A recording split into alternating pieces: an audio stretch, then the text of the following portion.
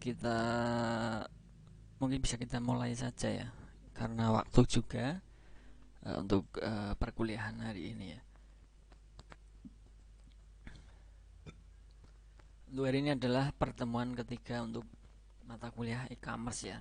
Nanti pada pembahasan untuk topik hari ini adalah penjualan retailing dalam e-commerce ya. Itu seperti apa nanti akan saya sampaikan ya.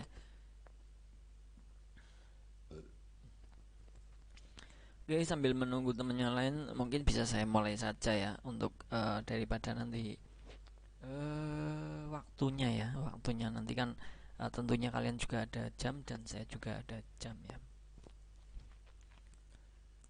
Eh, untuk pembahasannya nanti ke pengenalan e-tailing ya. E-tailing dan pertumbuhan pasar B2C. Ini B2C saya rasa nanti mungkin ada penjelasannya ya. Kemudian ada karakteristik keberhasilan e-tailing, kemudian model bisnis e-tailingnya, dan sekaligus untuk permasalahan e-tailingnya.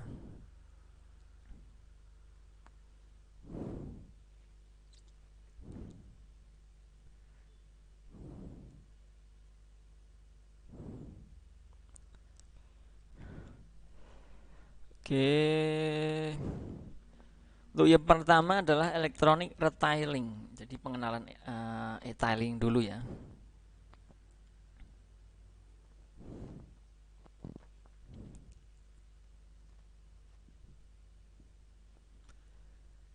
Nah, e-tailing merupakan kependekan dari electronic retailing ya. Untuk e-tailing itu sendiri ya, yaitu pemanfaatan e-commerce untuk keperluan membuat toko eceran. Nah, retailing adalah suatu perantara penjualan, seorang penjual yang beroperasi antar pelanggan dan pabrikan. Nah, untuk e-tailing adalah retailing yang diselenggarakan secara online dengan internet. Nah, e-tailing saat ini sangat marak berkat inspirasi dari kisah sukses www.amazon.com ya. Sejak didirikannya pada bulan Juli 95, Amazon yang pertama kali didirikan dan dioperasikan oleh Jeffrey Bezos telah menjadi toko maya terbesar di dunia ya. Kalian tentunya tahu ya. Untuk Amazon itu sendiri penjualan termasuk penjualan e-tailing ya. Jadi untuk electronic retailing ya. Jadi untuk pemanfaatan e-commerce untuk keperluan membuat toko eceran. Semisal kalian berminat untuk membuat sebuah e-tailing, itu nanti bisa ya, bisa diarahkan. Tapi tentunya belum saat ini kan kalian belum sampai ke level itu ya. Kenapa? Karena untuk membuat e-commerce seperti ini mungkin untuk yang berbasis web ya, itu nanti ada di semester 4 kalau tidak salah, atau semester 5 ya. Tapi sebenarnya banyak ya, banyak untuk cara membuat e-tailing. Misal kalian mempunyai produk tertentu dan ingin dipasarkan ke dalam e-commerce, itu sebenarnya bisa ya. Dengan cara apa? Banyak sebenarnya sih. Selain web itu kan ada blog, kemudian ada yang lain dan lain-lain ya. Intinya untuk e-commerce ya, yang penjualan berbasis elektronik atau menggunakan internet. Itu saya rasa paham ya. Nah, semisal kalian mau mencoba silahkan. Kalau nanti sudah sampai titik waktunya yang di pembuatan web, itu akan lebih bagus bisa digunakan dalam tugas akhir ya, misal ya. Karena nanti tugas akhir saya rasa kalian juga akan membuat sebuah web ya, web yang dinamis tentunya. Karena untuk web statis itu untuk syarat ujian sepertinya tidak bisa ya, karena tidak ada untuk database-nya. Electronic retailing untuk konnya ya, retailing dan pertumbuhan pasar B2C. Jadi statistik pertumbuhan internasional, kemudian statistik pertumbuhan di Indonesia itu sendiri untuk e-commerce-nya itu seperti apa. Nah, di situ adalah letak pertumbuhan ya, pertumbuhan untuk saya rasa sekarang tidak hanya di internasional ya, di Indonesia sendiri itu e-commerce itu sudah sangat ramai, sangat marak ya. Kenapa? Karena memang orang lebih eh, memilih e-commerce itu ada beberapa keuntungan. Tentunya dia tidak perlu menyewa semisal ataupun membuat toko ya, karena tokonya adalah toko maya.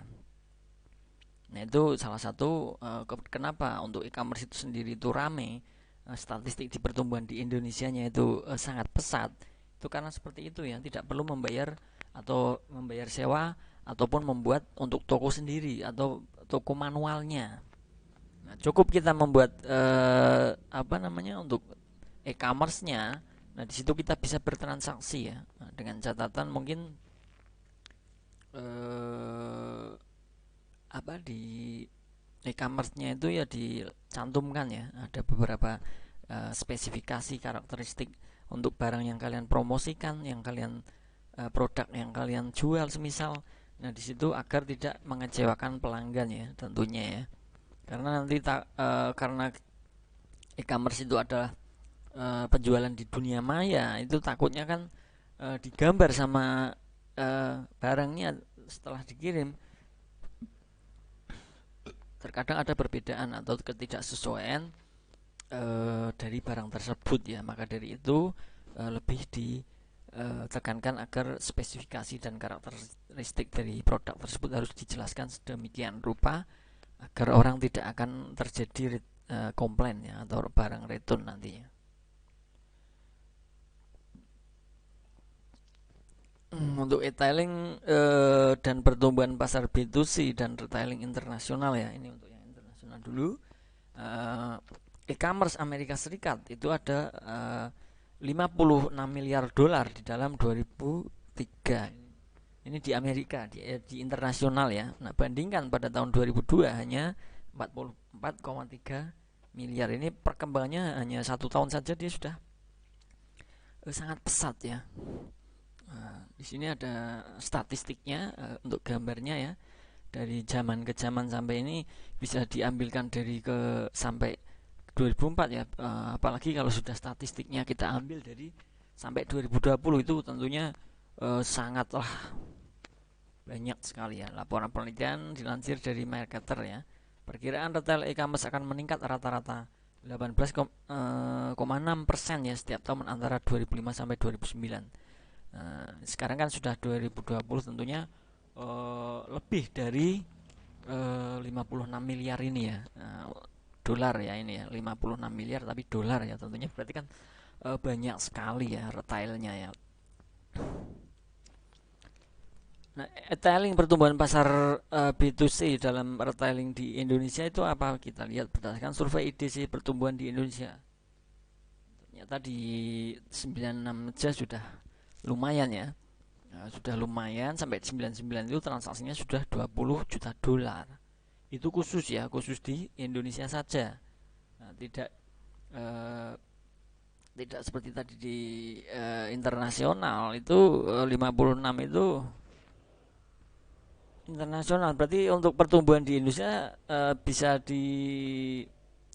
disimpulkan bahwa Indonesia itu lebih banyak tertarik di e-commerce-nya ya, e-tailingnya ya.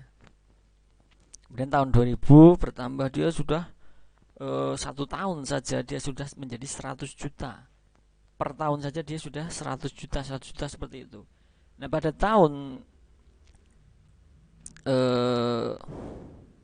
2003 itu sudah 1,2 miliar ya. Itu per Indonesia saja ya.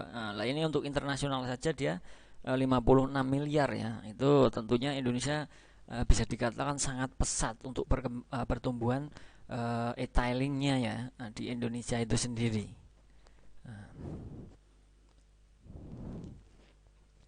Nah, untuk karakteristik keberhasilan e-tailing.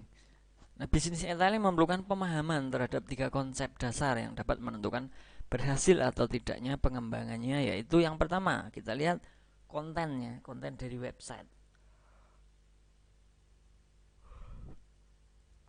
Yaitu tampilan dan juga kemudahan yang didapatkan dari sebuah situs ya. Tentunya seperti semisal kita membuat sebuah e-commerce ya.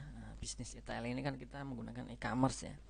Nah, di situ untuk konten tampilan dan untuk kemudahan dalam bertransaksi mungkin yang mudah itu di sebuah situs web ataupun di e-commerce itu akan lebih menarik dan akan lebih banyak dikunjungi oleh para pengunjung atau user di internet ya. Jadi tentunya konten juga harus apa namanya dipikirkan ya, yang sebagus itu seperti apa, kemudian kemudahan bertransaksinya di dalam e-commerce yang kita buat untuk e-tailing itu bagaimana, kalau susah, ribet dan lain sebagainya, itu tentunya tidak akan diakses oleh banyak orang ya. Tampilan bagus untuk prosesnya mudah. Nah, di situ akan lebih banyak dikunjungi oleh pengunjung ya.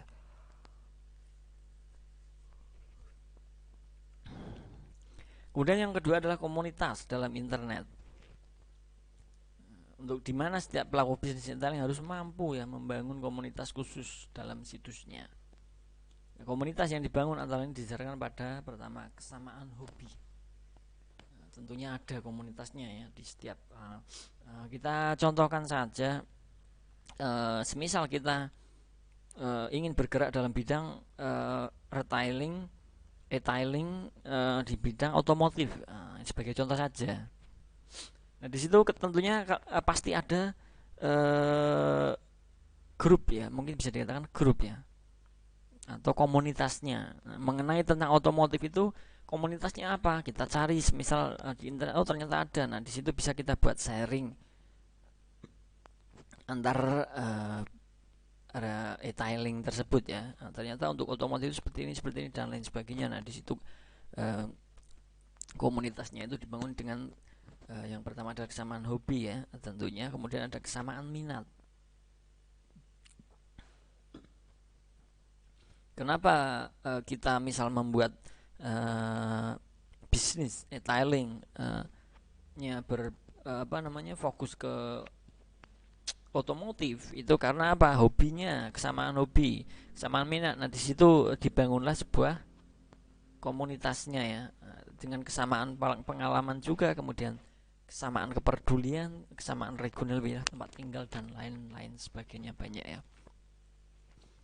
Oke, komunitas dalam internet saya rasa paham ya. Kemudian komersialisasi, yaitu menyangkut segala sesuatu yang ditawarkan untuk menarik konsumen agar bersedia melakukan transaksi pembelian.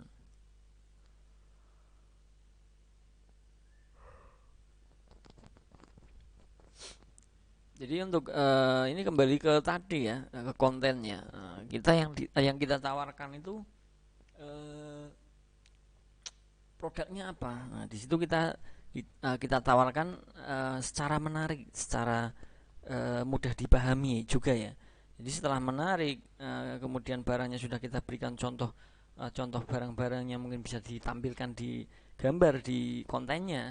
Nah, di situ nanti konsumen agar tertarik ya, mungkin tertarik. Oh, saya mau beli ini. Sepertinya menarik ini untuk barangnya, murah juga. Nah, di situ ya komersialisasi. Jadi ada baru tiga ya tadi, ada tiga untuk agar bisnis e-tailing itu berhasil ya. Tadi ada tiga ya ternyata ya. Nah, kemudian model bisnis e-tailing. Terdapat 4 konsep dasar model bisnis e-tailing yang dikemukakan oleh Calkin. Yang pertama adalah channel support, kemudian kategori killer, pioneer, kemudian vertical portal. Nah, kita lihat satu persatu ya. Dari model bisnis e-tailing itu sendiri. Untuk yang pertama adalah channel support. Nah, adalah usaha-usaha untuk meningkatkan penjualan tambahan dengan cara memanfaatkan beberapa pengecer yang menggunakan internet untuk mendukung distribusi yang ada. Contohnya mirip toko kelontong ya.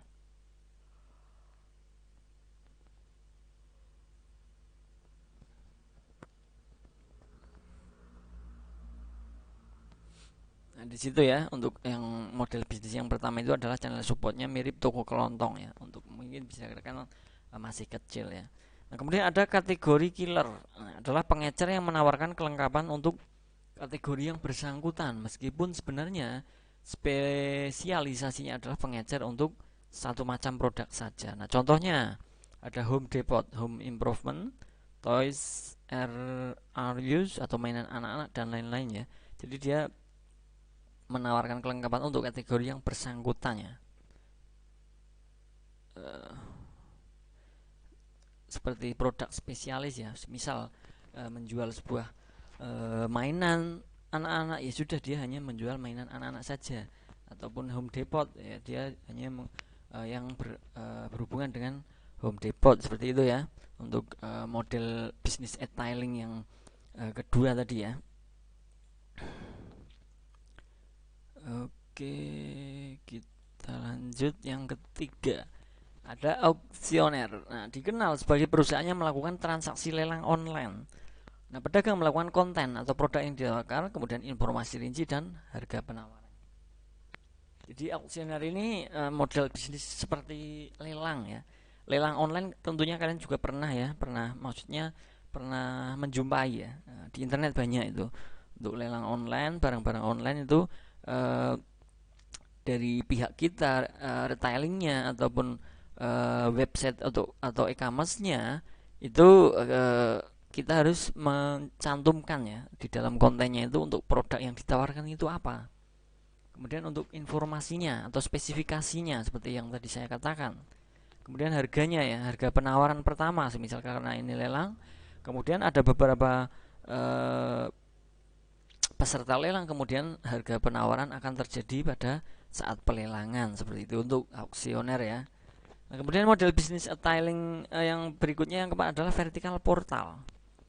Nah, bisnis ini melibatkan beberapa merchant yang memiliki modal yang sangat kuat, merek yang terkenal, skala bisnis yang besar, dan kredibilitas yang meyakinkan.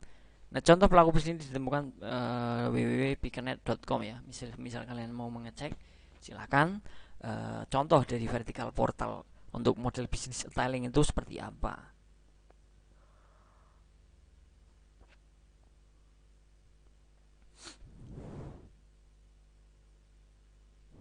Jadi ada melibatkan beberapa merchant ya, tidak hanya antara penjual dan pembeli saja, tapi ada beberapa merchant ya. Dan ini skala bisnisnya besar untuk vertical portal ini sendiri. Untuk permasalahan e-tailing itu tentunya pasti ada ya. Untuk yang pertama ada profitability. Jadi untuk mengalami kerugian pada tiap-tiap penjualan yang dilakukan ketika mencoba untuk tumbuh dalam ukuran dan skala mencari keuntungan ya tentunya. Nah, pada saat kita eh, mungkin berbisnis pada awal berbisnis untuk bisnis e-tailing itu sendiri, tentunya kita akan mencoba bagaimana sih agar kita mendapatkan keuntungan dengan bisnis seperti ini, bisnis retailing ini.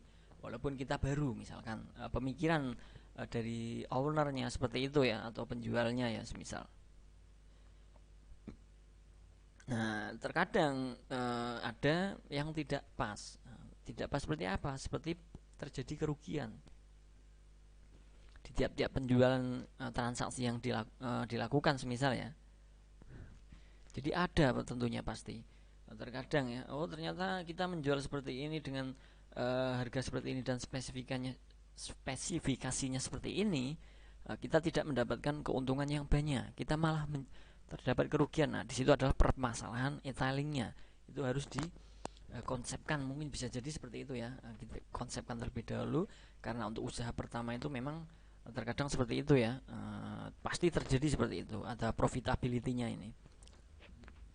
Kalau mungkin bisa dikonsepkan terlebih dahulu kemudian bisa perhitungkan secara detail, itu bisa jadi tidak terjadi, tetapi akan terjadi. Semisal terjadi barang saat pengiriman rusak kemudian barang return, itu tentunya kita akan mengalami kerugian sebagai owner dari retailing atau e-commerce-nya. Nah, kemudian yang berikutnya ada dasar pendapatan dan biaya tidak jelas. Nah, ini untuk sebelum kita berbisnis untuk retailing ini sebenarnya kita tentunya sudah kita rencanakan semua ya, untuk dasar pendapatannya, kemudian biaya lain-lainnya dan lain sebagainya tentunya harus kita pikirkan juga. Seperti apa? Seperti tadi yang saya katakan, Misal ada return barang, nah di situ tentunya kita akan rugi. Ruginya dalam bidang apa? Untuk biaya pengiriman. Nah, kemudian kerusakan yang terjadi di dalam pengiriman itu kita akan rugi juga. Rugi apa? Untuk memperbaiki barang yang sudah rusak tadi ya. Nah, tentunya kita kan harus perbaiki. Nah itu adalah yang poin yang kedua. Kemudian sukses jangka panjang memerlukan kelangsungan hidup keuangan. Jadi namanya usaha untuk perintisan ya, untuk pada awal itu tentunya kita harus siap uh, untuk bahasa ininya ya, kita harus siap rugi tentunya. Tapi untuk yang kita harapkan sesuai dengan rencana sebelum kita membuat e-tailing ini tentunya sudah direncanakan sedemikian rupa agar kita untung ya, karena kita berdagang atau berjualan itu tentunya yang diharapkan kita harus untung ya. Nah, seperti itu. Kemudian kita lanjut lagi ke permasalahan yang kedua, yaitu ada manage new risk exposure ya. Jadi untuk perusahaan lokal bertentangan dengan pelanggan lokal dan peraturan lokal. Jadi untuk memanage exposure-nya ya.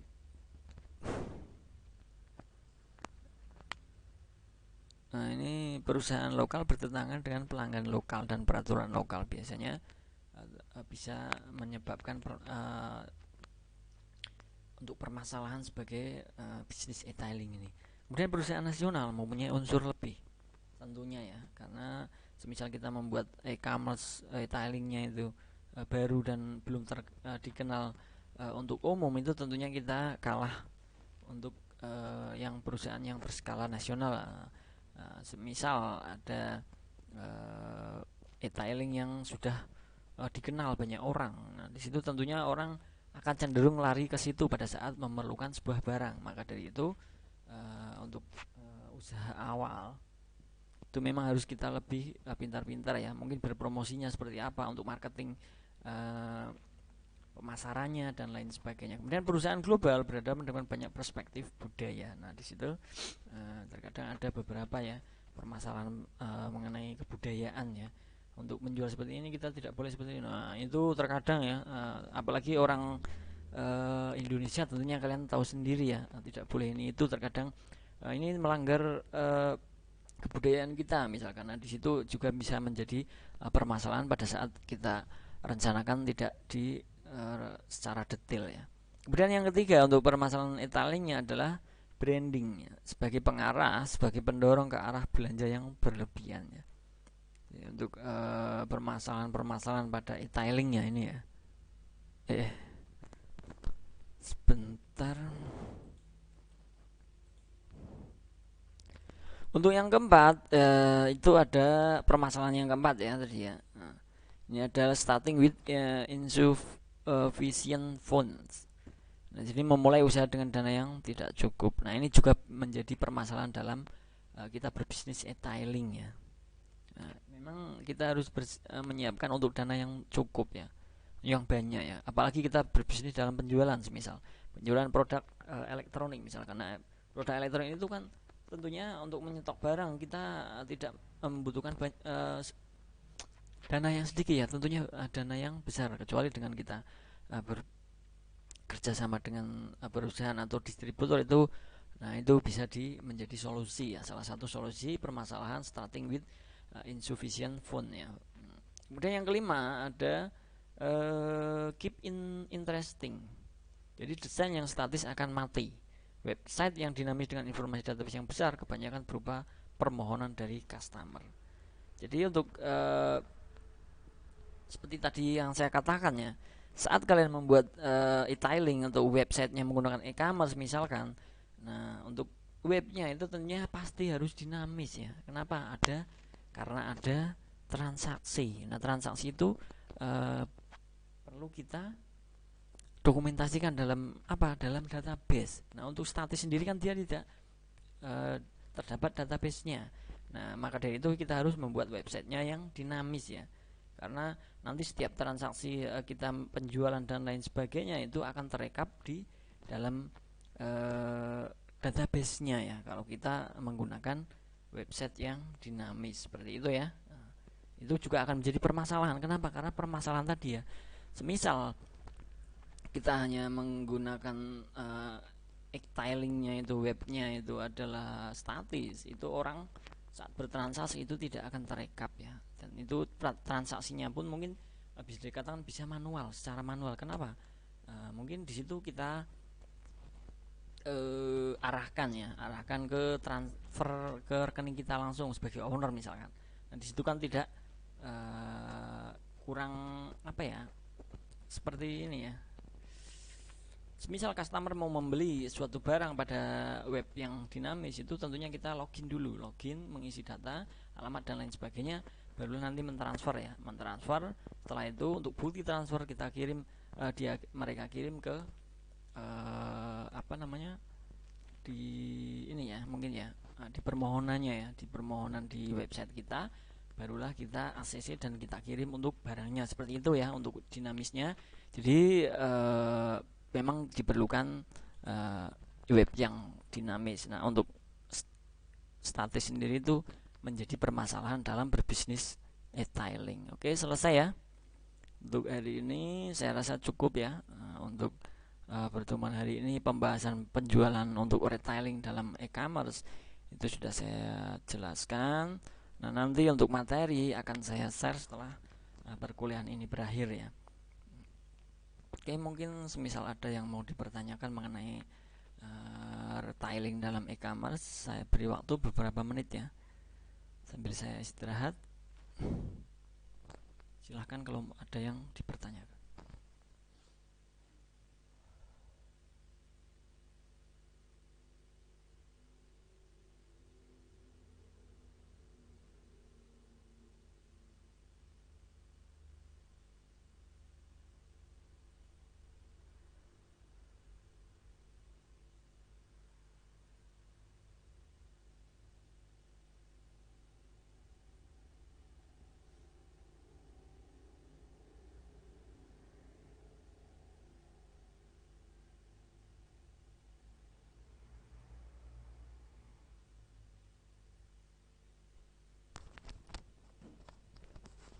Oke, kalau tidak ada yang ditanyakan, mungkin saya bisa akhiri ya untuk pertemuan hari ini. Terima kasih untuk teman-teman semua yang sudah hadir dalam perkuliahan ini ya. Semoga apa yang saya sampaikan bisa dipahami, bisa bermanfaat untuk kita semua. Setelah ini nanti apa namanya, akan saya share untuk materinya di Classroom ya. Oke, saya akhiri untuk pertemuan hari ini. Terima kasih. Wassalamualaikum warahmatullahi wabarakatuh. Selamat beraktivitas.